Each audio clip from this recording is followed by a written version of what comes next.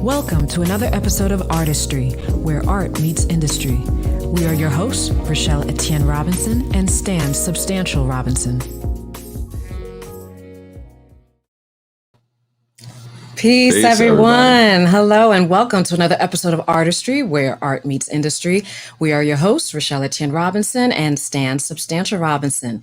Today, we are so excited because we have a very special guest, a dear friend of ours. She is a performing artist, producer, educator, and mix engineer. Stunt car driver. Really? What was it? Mixologist. No, I'm playing. Please welcome, oh my God, please welcome Carolyn Malachi. Botanist. Right. You know what I'm saying? Orange juggler. Right. She does it all, everyone. She does it all. Welcome, Carolyn. How are you? Thank you for having me. I'm great. How are you? Oh, we're good, honey. Excellent. Take a day at a time. Every day at a time. Always. How are you, and how has your year been this last year? I'm doing really well, and I'm grateful for that. It's been a quiet year. That's the best way I can describe it. Just done a lot of introspection and rearranging, and I feel really good about that. Mm-hmm. Yeah. That's dope. Yeah. That's dope. And congrats on joining the Murray's Club in the Murray's Club. Okay. You put a ring on it, honey. Congratulations. Thank you so much. I mean, and we were talking before the show started, and I just will say it again. It's like being at a slumber party with your best friend, and your parents never come home. So. I love that. That's dope. That's dope. Bars.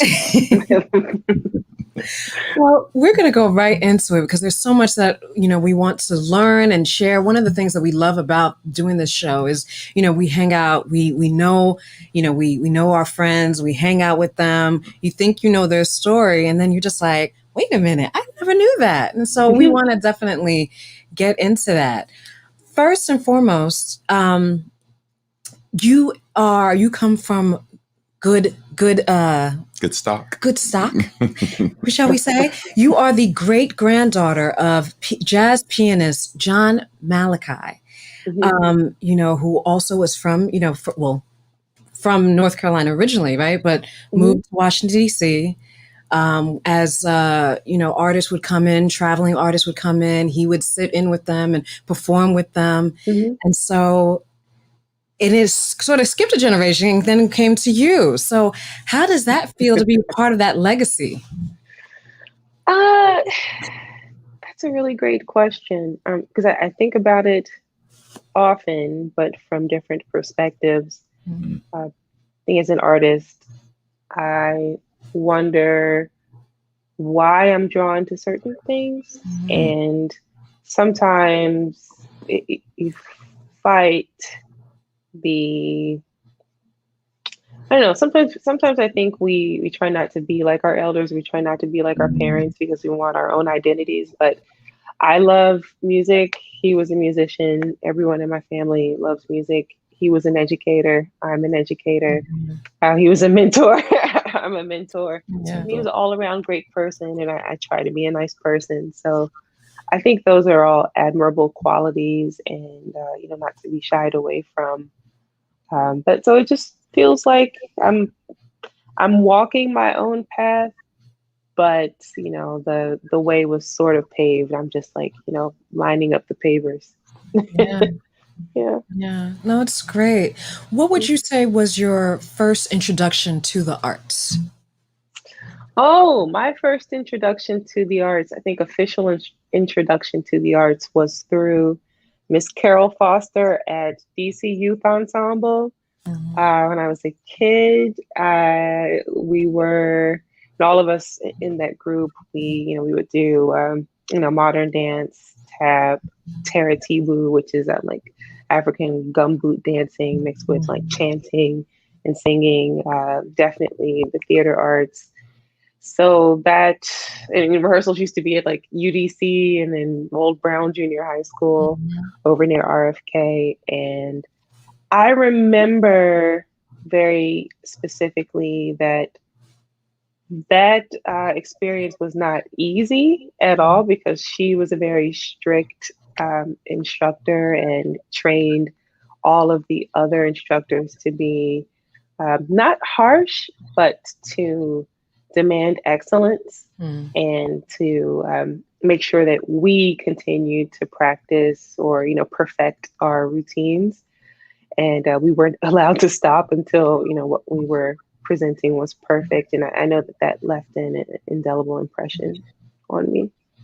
Yeah. Sure. Just to circle back real quick, I wanted to ask you, because while we're thinking about like when you were introduced to the arts, I'm wondering if you how much you knew about your great grandfather prior, or if it was something that kind of came up as you started to dive more into your creative zone. Yeah. So it was. I didn't get to spend a lot of time with him because he passed when I was very young. But and fun fact, if you looked at my father today, you would think you'd be looking at the same person. Wow. It's weird. Wow. They look just alike. Like they have the same hands, everything, same face. It's crazy. But the stories that, I was told about him, it wasn't I knew that he was an artist. I knew that he was a musician, but that's not really what my family talked about so much. It was like, well, when you were little, he used to call you Cookie. Aww. Or, when you were little, he used to admire the fact that, sometimes, Carolyn, if you would stumble a little bit, but you would never fall when you were trying to walk. Like, those are the stories that were told. It wasn't until I really got into music that my father and my uncle, my great uncle, would start to tell me these stories about him hanging out with Dexter Gordon or Sarah Vaughan, and all those family stories started to come out. And I was very surprised when I was having and I was really I think because of the Grammy nomination, kind of forced into the spotlight. I think those stories really helped me, manage my own expectations and then decide how to be in those kinds of spaces. Yeah. You've had an extensive career as a performing artist. You've traveled the world. As you mentioned earlier, you are a Grammy-nominated artist for your single Orion.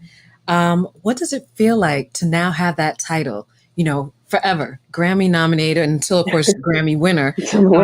What does that feel like? Oh, and quick correction, it's Orion. Orion, I'm sorry. Thank you. No problem. No doubt a Grammy nomination is a huge honor. Absolutely. It's the Grammy Awards are peer recognized awards, and it's amazing to have your colleagues say, hey, we think this is of amazing quality, we love this work of art, and we want to say, hey, we love this, but in the form of a Grammy Award nomination. Oh man, look at that haircut.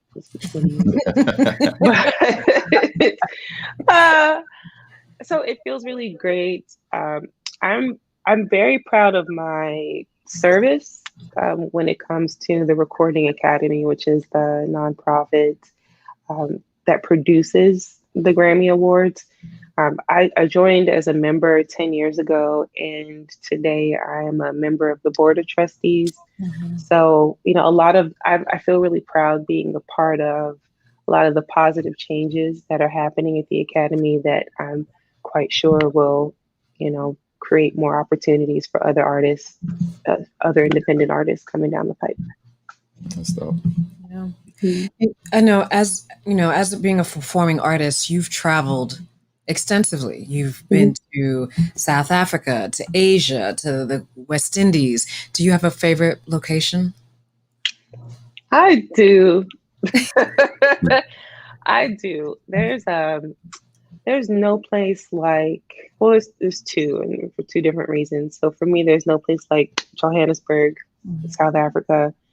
And I'm very much, I very much love that place because of the experiences I've been able to have there as an artist, perform there like 3 or 4 times and, stay and be appreciated. And also to just learn. That was my first. So Johannesburg was my first trip to the continent of Africa. Wow. And the first time I went, I was, with Asheru and some other artists from DC. We were all guests of an artist by the name of Hip Hop Pantsula. And yeah, rest in peace. He's definitely a brilliant soul. But one thing I noticed, and this is why this artist made such a profound impact on me, he, in terms of like popularity is concerned, he was very much on the level of like a Kendrick. In South Africa, and we were there with him. I don't think it was like at the height because he got even more popular, but he had a huge fan base. Just the kind of person where they go outside, somebody's gonna like scream and point. And I remember several times we would be, all of us in a group, we would be in like a restaurant or a mall or just walking down the street. And he always handled those encounters with such grace and such humility.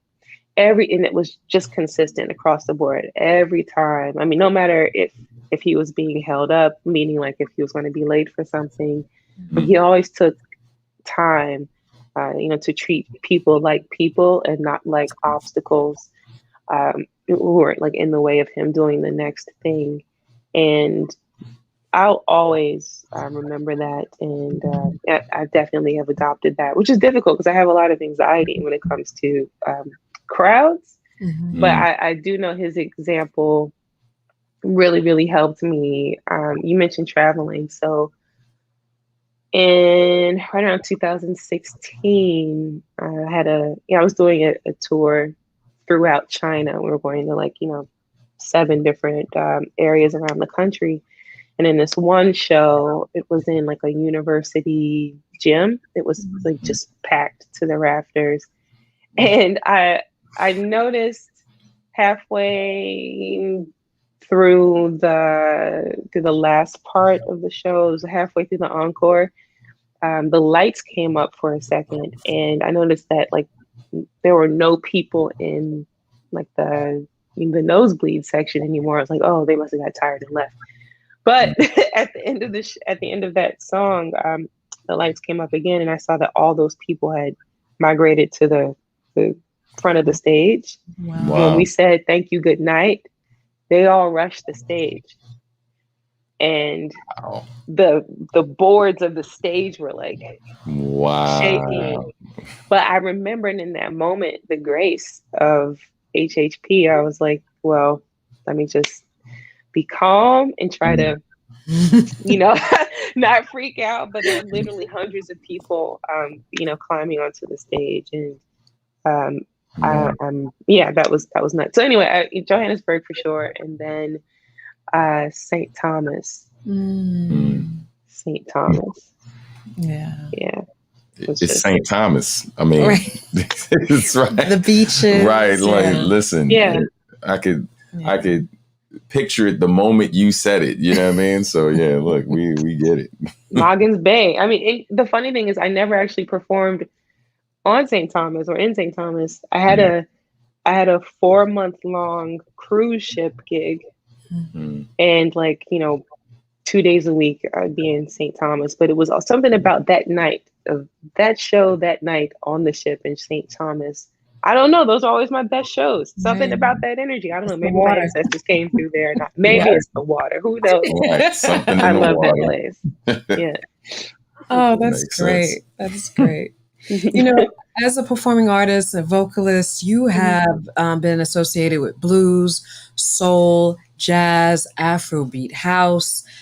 How would you define your style? Hip hop. Yes. I mean, collaborations. No, but I had to make sure because I remember hosting the one event and I'm introducing her, and I forget to mention that she got bars, that she rapped. Got bars, honey. And she made sure to remind me. I was like, my bad, I'm sorry.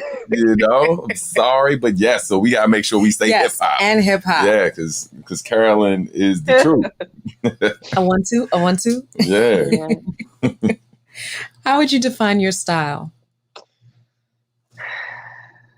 I'd say it's evolving. And I think I've just recently given myself permission to evolve. I think it's taken about a decade to get back to where I was before I felt like I had to fit in again.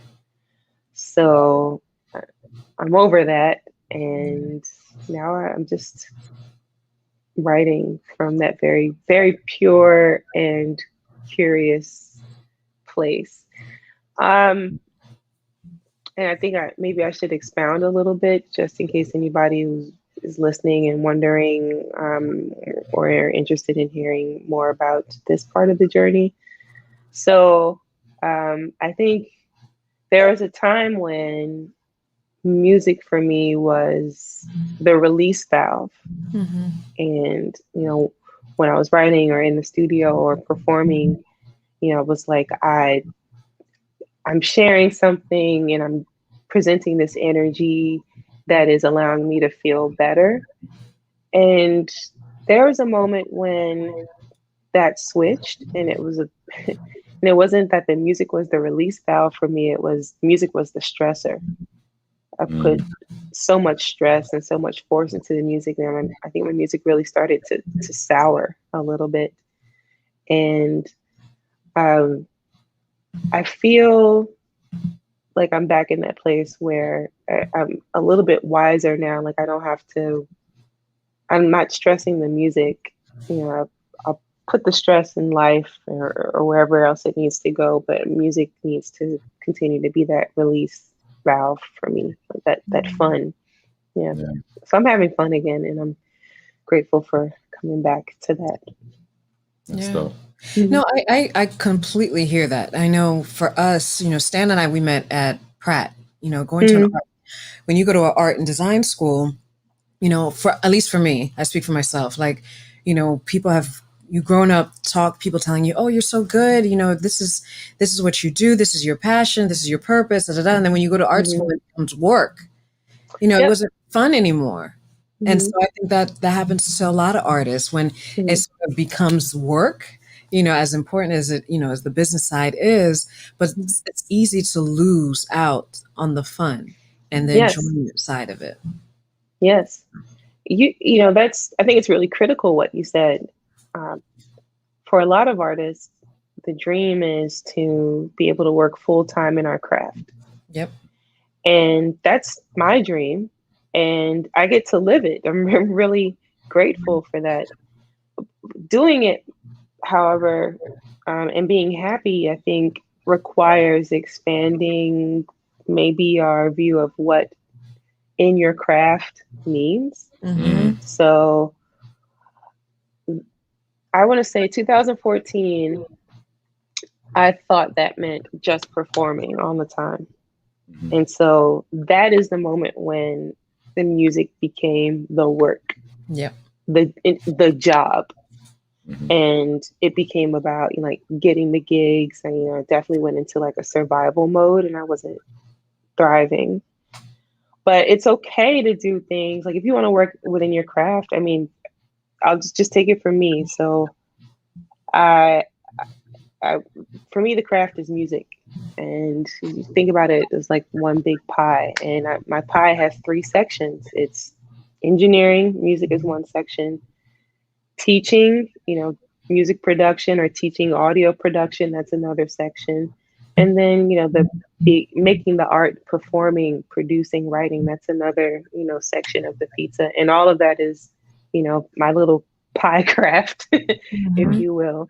And the beauty of that is, so if we talk about it like, I don't know, Robert Kiyosaki or one of these people, it's 3 different streams of income. Yeah. So if during the summer months, I don't want to teach, I don't have to. If during the winter months, I don't want to perform because I'm not really feeling it and it doesn't feel natural, or I don't want to write. I don't want to put out music. I don't have to, because there are two other streams of active income.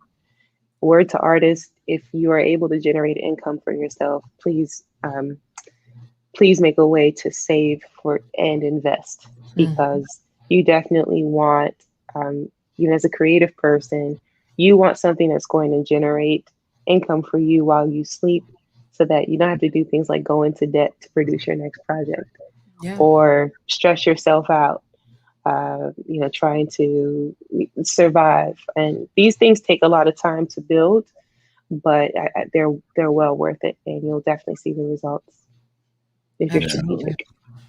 Yeah, listen, you got me over here thinking. I was like, man, I feel like I need to develop like a button with a sound that whenever a guest that we bring on the show brings up passive income, especially if we aren't the ones that bring it up, because we teach these workshops educating people on passive income all the time. And it was a large reason why, like, last year was one of our most successful years as a company, because prior we just would do these workshops around the country in different places, and we just kept talking to people about exactly what you were talking about, and what happens, God forbid, if things stop or you can't travel.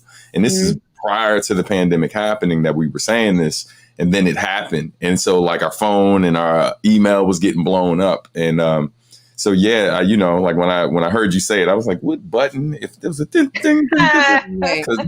but it's key. There is no really successful person or organization that we know of that doesn't have multiple revenue streams and doesn't have at least one of those revenue streams set up as passive income, and so it's an important thing to remember. But thank you. Yeah.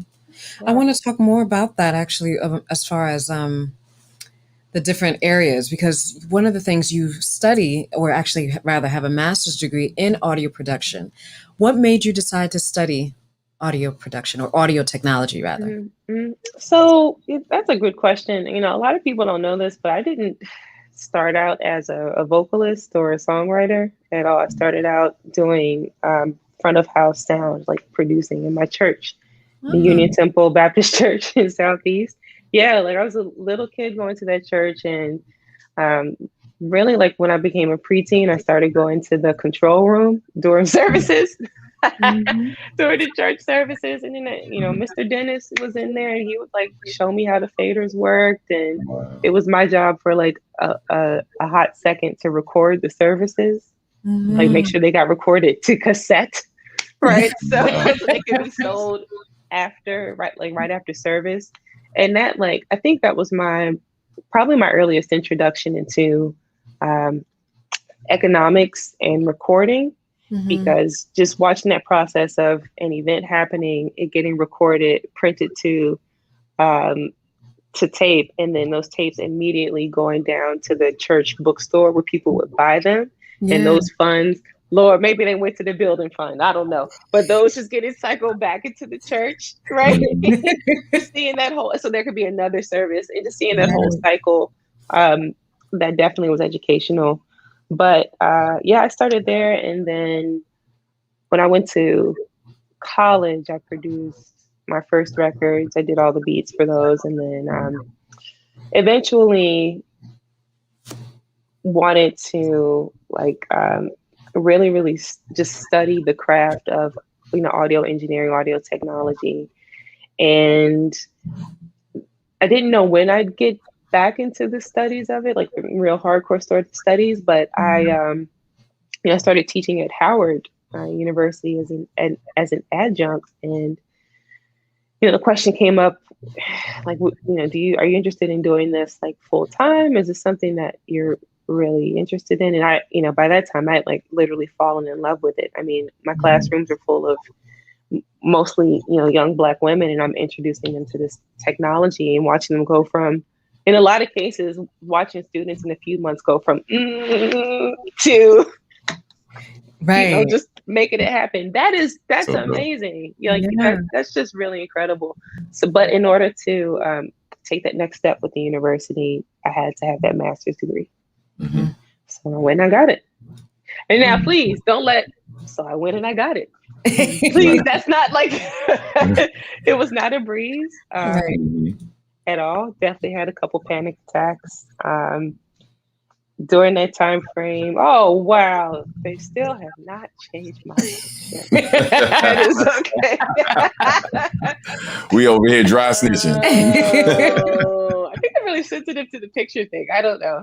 Look at those curls. Anyway, so this was what, in 2019. No, I graduated December of 2019. Yeah. Am I? Yeah. I mean, I know we lost a year to COVID, so time is just warped. Yeah. So, but during those 2 years of grad school, I was, performing, teaching, doing internships, taking classes, and running my business. And my husband, God bless him, he was willing to like rock with me for, I mean, he has my back forever, but I was like, look, for the next 2 years, babe, I'm probably going to be incognito. And he was like, you know what? I got you. Oh, that's dope. Do you? I got you. Yeah, he was like, I'll take care of, I got you. I'll take care of you. You're good. So, I mean, I just did what I had to do and got through it. And now when I'm in the classroom or I'm at my gigs, I can, well, let me say it this way. The strategic reason for getting the master's obviously was, definitely pursuing that opportunity. That's the strategic reason. The emotional reason is, and this is the thing that kind of pushed me over the line to do it. I was in Kuwait doing it at a Middle East tour, and I think this was like 2017. So I was in Kuwait, and I was told in advance that all of our all of our gear was being like flown in or shipped in for the gig, and maybe the engineer will be late, or we just have to figure it out. And I was like, okay. So, but we get to the gig and there's no engineer. Everything's in boxes. The monitors, the board, the instrument, everything's in boxes. And I didn't know what to do. I did not. So, and I realized like at the moment I knew how to operate things. I didn't know how to put anything together. Right. I didn't know anything about like signal flow for real. And that's like fundamental. So we got to the venue at maybe 10 o'clock in the morning. I called, shout out to Marcus Marshall, because I called Marcus Marshall. It was like some ungodly hour back here in DC. He walked us through the process of like connecting everything. We didn't get the entire show set up until like 5 o'clock in the evening. And like the showtime was at 6. Yikes. And my manager ended up running the board while I was on stage. So the point being, I just told myself like I'm never going to be powerless like this again, ever again. So I'm just go to school. I'm gonna get this degree, be able to take this next opportunity. I'm just going to suck it up because this is important. Absolutely. And I did it. Yeah. Ladies and gentlemen, Carolyn Malachi. One woman show. A black of all shades. No. The team, it's an invisible team you can't see. No doubt. Oh my gosh. You mentioned you're, going to Howard University, and we have to mention, of course, it is the Kathy Hughes School of Communication at Howard University. And so how does it feel to be a part of such a historic institution and to be able to contribute, particularly in an arena that has been historically been very male dominated? It's very male and it's very white. Yes. Yes. And so how are you seeing it change? Because you mentioned a classroom full of women. Are you seeing more of that? Like more women are enrolling and pursuing this career as a career? So I'll just say that I went to 2 PWIs for undergrad and grad school, and being at the HU, And being at Howard in the Kathy Hughes School of Communications, that is a very precious place because students come there to learn how to tell our stories, learn how to tell their stories. Yeah. And, I'm not in the music department, I'm in communications department. And so all of the students that come to me, they're learning audio production, they're learning audio technology to support their storytelling, their compelling, storytelling. And that's a huge, huge responsibility. I just feel like it's an amazing honor, and I'm grateful, for every student that comes through the door, even if they don't understand why they have to take this class. I'm like, just trust me. By the end of this, you'll understand. You'll understand why you need this, and you'll be able to, sometimes, be a one woman, unit out there, or one person unit. Yeah. Yeah. Wow. You've done some study and some research on blockchain technology and data sonification. Can you talk to us about that, what that is? I can speak a little bit about it because the project I'm working right now is proprietary, but basically what I am exploring are the intersections between smart contracts and data sonification, which is the representation of data as sound. I believe there's a way to merge the two in an effort to compensate musicians and other performers for doing these free to very minuscule, minimally paid gigs online. I don't think virtual performances are going to go away. And I do think that we need a way to make sure that folks receive an honest pay, an immediate pay for the creative services that we provide. Specifically, my focus is Black women, women of color, but Black women in particular, especially if you look at the economic fallout of the pandemic and you realize who was able to keep their job, who was able to stay home, who's considered essential, but having to be out, exposing themselves and their families to the virus. I definitely am working right now to build a system that's going to benefit all creators, but I'm focusing on Black women. Yeah, that's powerful. How has your experience been during the pandemic performing virtually? How has how did you pivot and how did you adapt to it? I have to be honest. When the pandemic hit, I think a lot of artists, the reaction that I saw from a lot of folks was, okay, I don't have any live gigs. Who can I get a virtual gig from that I can, perform? And, I kind of fell into that a little bit, but I realized that I don't like it much because there's no interaction really with the audience. And this is something else that my research touches on. There's this from doing 100 million, billion, trillion shows, that back and forth with the audience is critical. It doesn't just, make you feel good as a performer. It tells us where to go. It tells us, where is the audience right now? How are they feeling? Do I need to do this next song next? Or do I need to change something around? Right. What do I need to say to keep them motivated?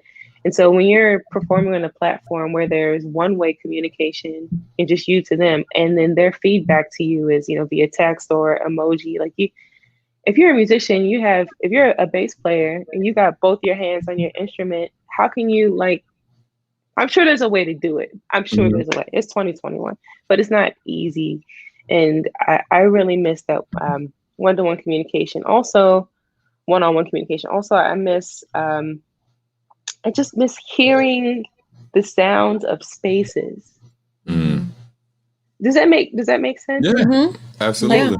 When you perform in a cathedral and the building is just awash in sound, or when you do a stadium, form a stadium at a stadium, and you hear, it's just so wild that sometimes so many people can make, all right, this might not make sense, but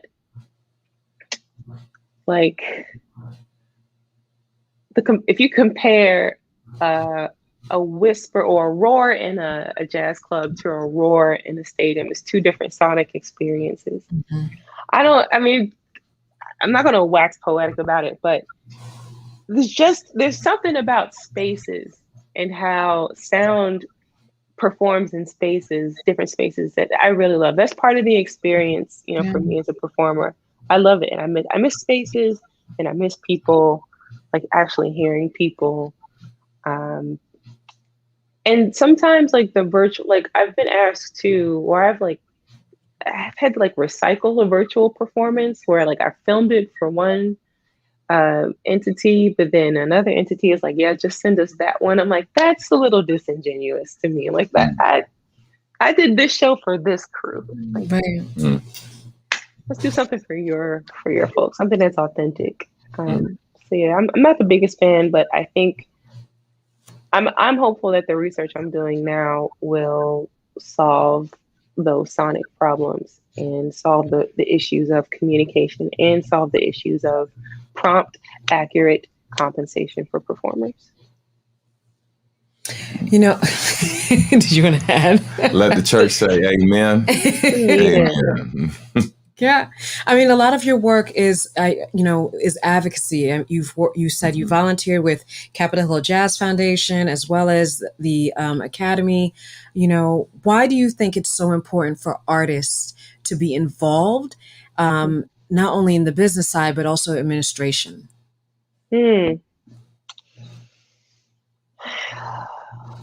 Why do I think? So can I rephrase that a little bit? Sure. I'm a big sister. I'm the first born of three, and I don't think every artist should be involved in administration. I don't think every artist should be in leadership. Some people, their gift is they can focus on one thing and be exceptional at that, and they can make music so brilliant and so wonderful and so consistently that is what they choose to do. Maybe that's what they feel they need to do. That's what fulfills them. I don't think an artist like that needs to be, teaching or on a board of anything. Mm-hmm. For me, unless they want to, then whatever. But I don't think people should be. I think the point I'm making is I don't think people should be forced into service if it's not for them. Because that artist that I just kind of described, they might be one to be out in the street protesting. They might be, one to deliver a very, they might be like a very in your face kind of activist, and you need people to do that. I can't, that's not me. Right. That's not how I fight or serve. Like I have to, and I know I'm not good at that. And I know how that makes me feel. But for some people, that's their comfort zone. And those folks need to be out there doing that. This is my comfort zone. And I think it has a lot to do with the fact that, I am the eldest sibling. I'm the firstborn. And when you're the firstborn, that comes with responsibilities. Yep, I know.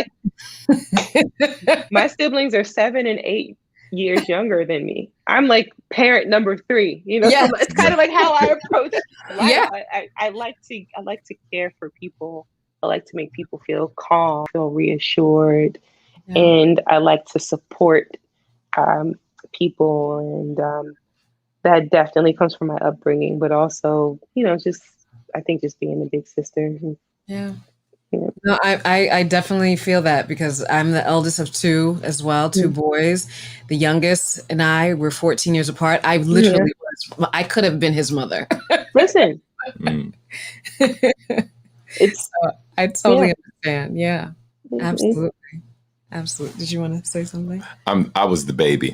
So, right. I'm sitting there like, shout out to y'all. Y'all, you know what I'm saying? Because folks like you kept me with both eyes. So I thank you for that. You're welcome. You're welcome. We, the babies, we wild. We're wild. We out here. Yes. Yes, you are. Yes. We're out here. Driving us crazy. Yes, absolutely. I don't know when I pick up the phone, what is like one of them calls, what is this going to be? Don't know what this phone call is going to be about. It could go either way. Right. Like, here we go. Right. Right. How much you need? Hi. How are you? I love them. It's the truth. It's the truth. Yeah. You throughout your career, you've had the opportunity to work with some notable artists. What would you say were some of your most memorable moments? As far as collaborations? Yeah. Mm-hmm. Like, do you mean recording or it could be anything that really it could be on stage, off stage, in the sessions, things you took away from working with those artists, things of that nature. Yeah. I remember so many experiences, but I just remember, I think I have like so many memories and they're all like flying across my face right now. But I think the important thing to say is knowing that the folks who make art for a living and really, really care about it, a lot of them don't care about being famous. Mm-hmm. Don't care about, driving the fastest car. Just want to make our art. And yes, we know that comes with, a certain amount of attention and whatnot, but not everybody wants to be approached or, spoken to with reverence, right? Mm-hmm.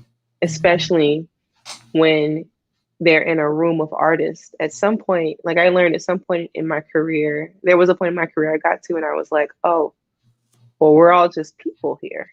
Yeah. Mm-hmm. Okay. Mm-hmm. I can dig that. And I appreciate that. And there are a number of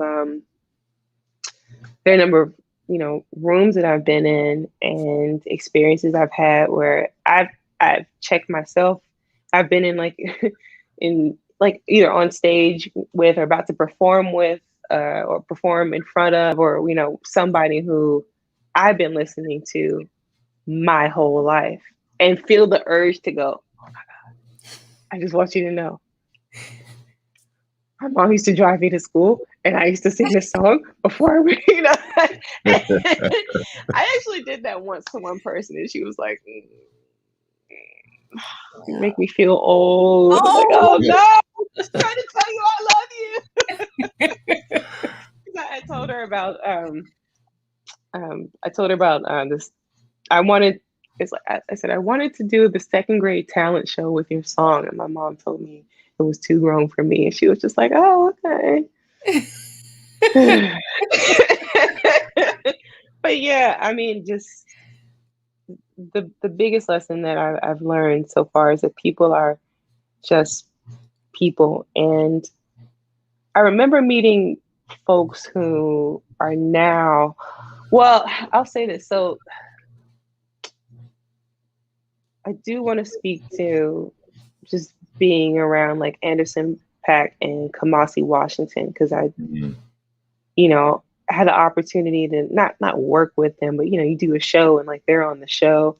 And these are names that at that point in time, people didn't really like know who they were. It's just like, you have the superstar's name on the bill and then it's like artist, and it just kind of, the name just kind of blends in with every other name. And I remember distinctly these two different situations, these two artists, like their names were in small print. 10 years later, 11 years later, these guys are, they're really killing it right now. Yeah. And there's a lesson in that. One, doesn't matter who you run into, treat them with respect. Absolutely. And treat them with care, because that's what you would want in return, I would imagine. And then also, this is anybody's game. This is anybody's game. True. So It's funny you answered the question I was about to ask you, which was, Okay. as you reflect on your career, what would you say was your biggest lesson? But something I wanted to say, and this is more just kind of local experience, right? Like, and what you've experienced as someone being from the area, right? What Merlin.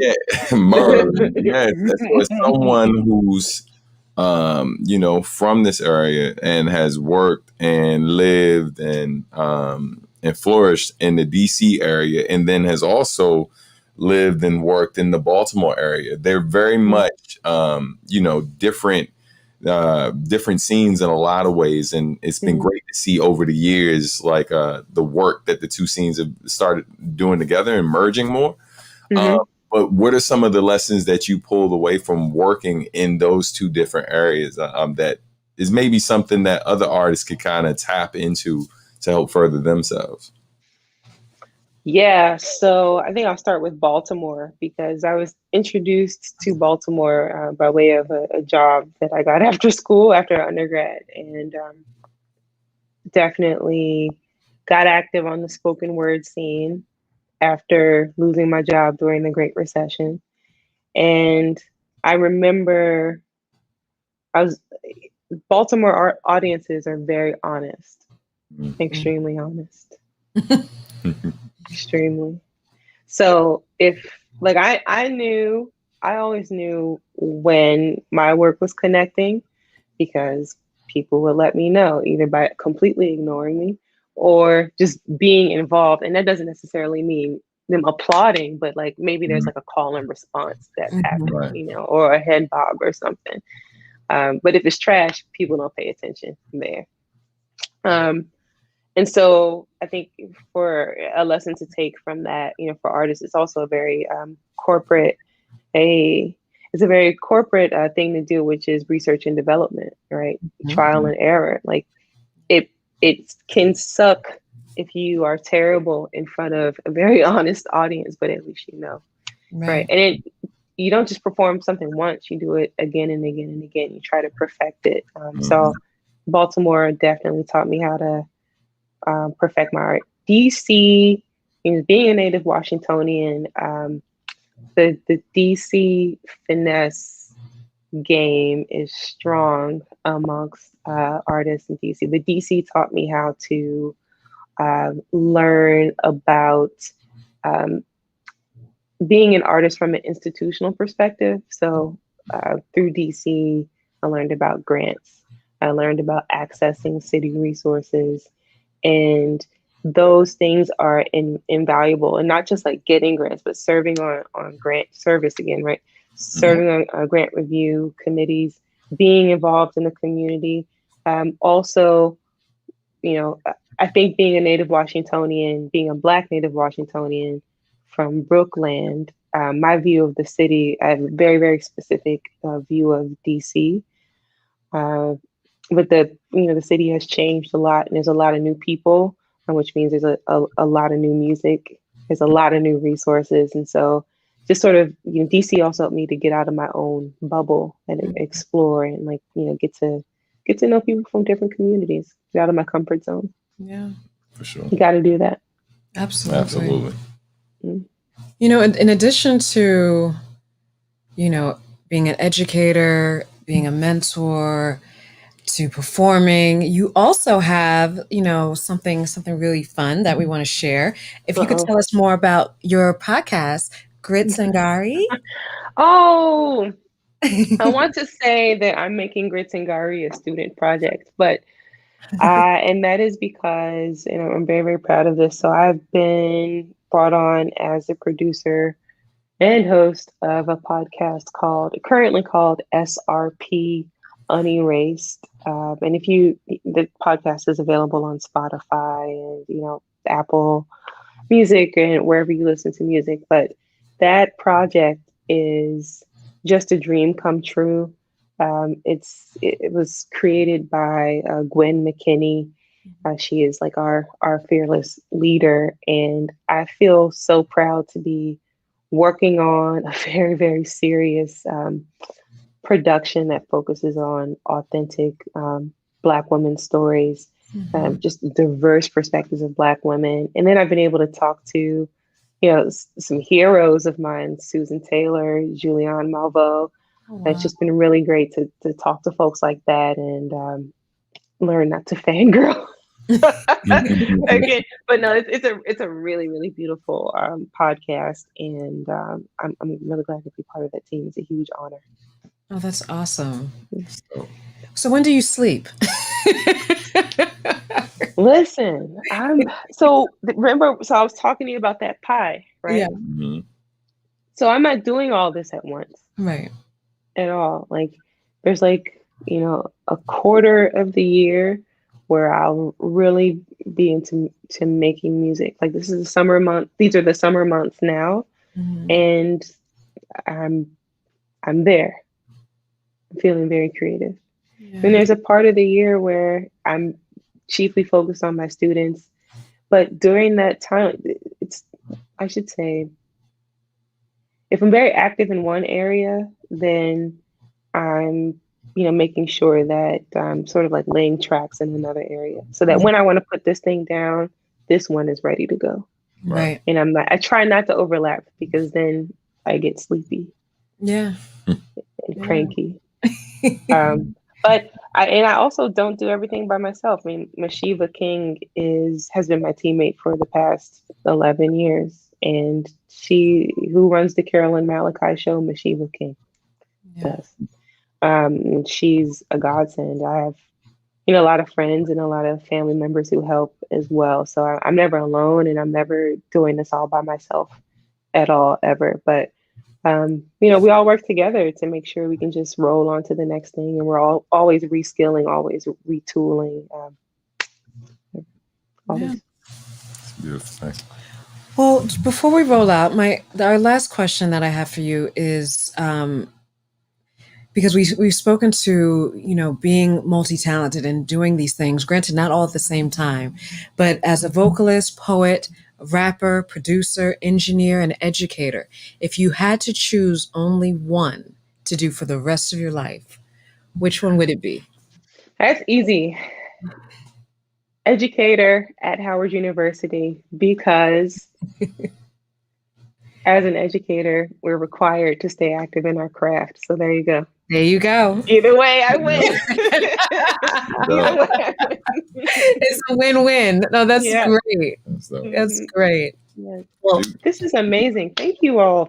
Thank you. No, thank you. This was awesome. Yeah, no, definitely appreciate you for making the time. And, you've had an amazing journey, and it's been dope to watch and collaborate from time to time. And, yeah, man. It's just, man, just super proud of you. And, you're the prime example of why we do this, right? Like one of the catchphrases that we use is, to describe this is "my friends are dope." Like almost every guest that we've interviewed, they're people that we have relationships with, right? Like they're our actual friends and, or people that we just really believe in what they do. And, we're trying to teach people to kind of just look closer to them. Cause I think a lot of times artists who are coming up, and really trying to make a name for themselves, they oftentimes look outside of their circle, for saviors or opportunities or people that will lift them up.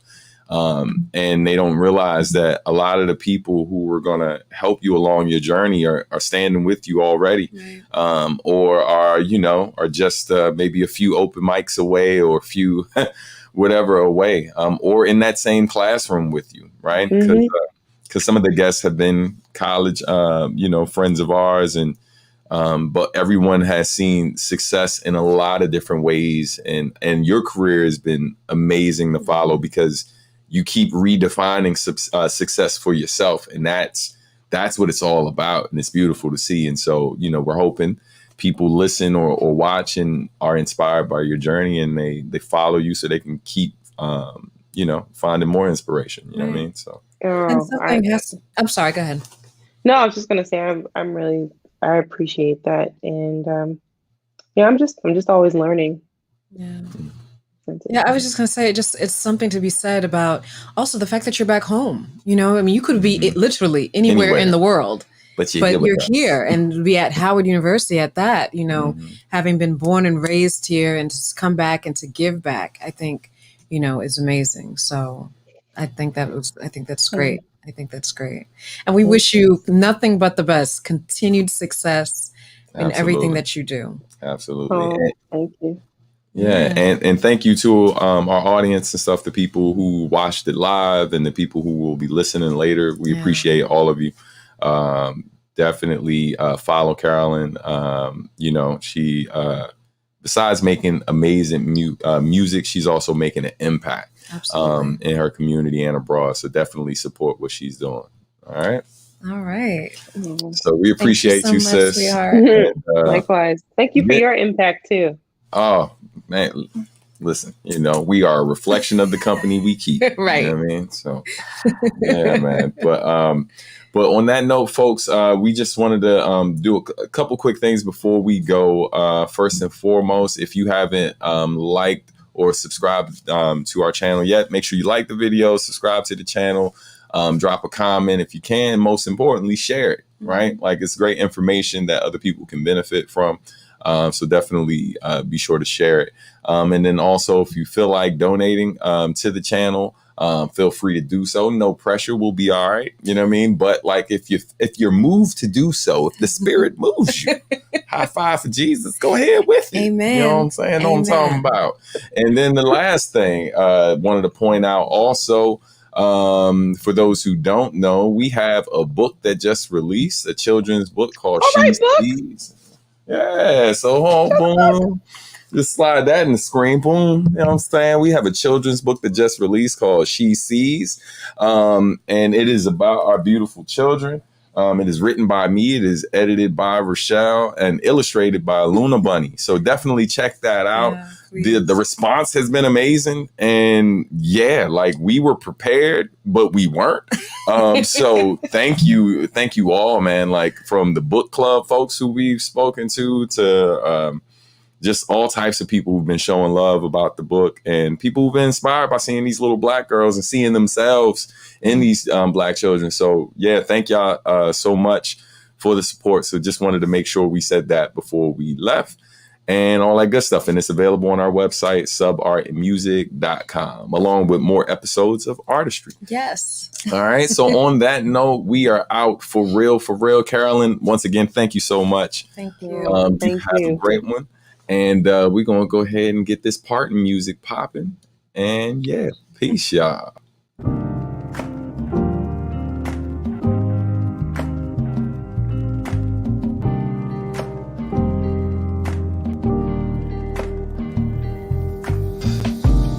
Thanks for listening to Artistry, where art meets industry. This podcast has been brought to you by Substantial Art and Music. For more information, please visit www.subartmusic.com. You can also follow us on social media at subartmusic. We'll see you soon. We'll talk to you soon. Peace.